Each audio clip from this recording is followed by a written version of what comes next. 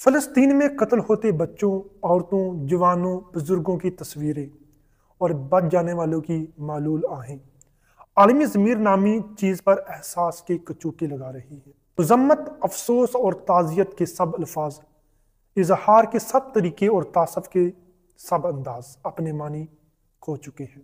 المیہ جنم لے چکا ہے اور تاریخ اپنے دامن میں ظلم کی نئی داستانیں رقم کیے بے بس کھڑی ہے۔ ذہن شل ہے اور زبان لڑکھڑا رہی ہے۔ ٹی وی سکرین پر نظر آنے والے مناظر دل دہلا دینے والے ہیں۔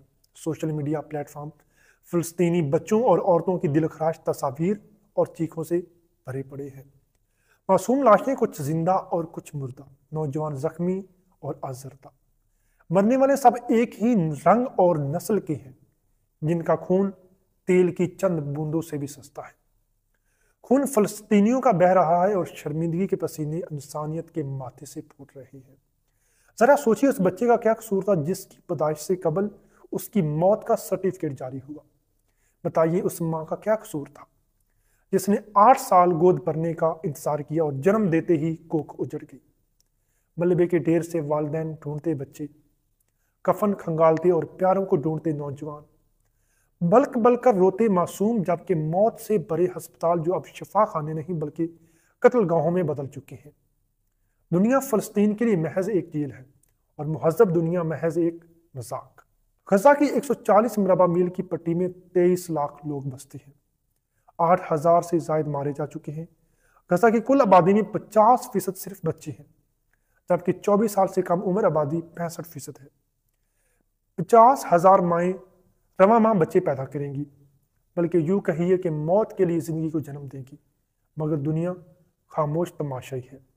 خاردار بجلی کے تاروں میں محصور غزہ کے محروم اور مجبور عوام بے بسی کا نوحہ ہے، مگر ان کی آواز ان کے قریب ترین مسلمان ہمسائے ممالک بھی سننے کو تیار نہیں۔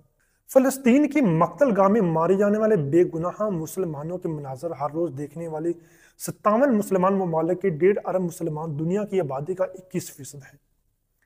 تیل اور گیس جیسے وسائل سے مالا مال، جبکہ انسانی وسائل سے بھرپور مسلمان ممالک 41 ملکوں پر مشتمل ایک فوج بھی رکھتے ہیں، جس کے سپر سالار پاکستان کی فوج کے سابق آرمی چیف جنرل رحیل شریف ہیں۔ یمن جیسے غریب اسلامی ملک کے باغی گروہ کو قابو میں لانے والی عظیم اسلامی فوج اسرائیل کے سامنے نہ صرف خاموش ہے بلکہ بھی سوچ سمجھ کر نکال رہی ہے۔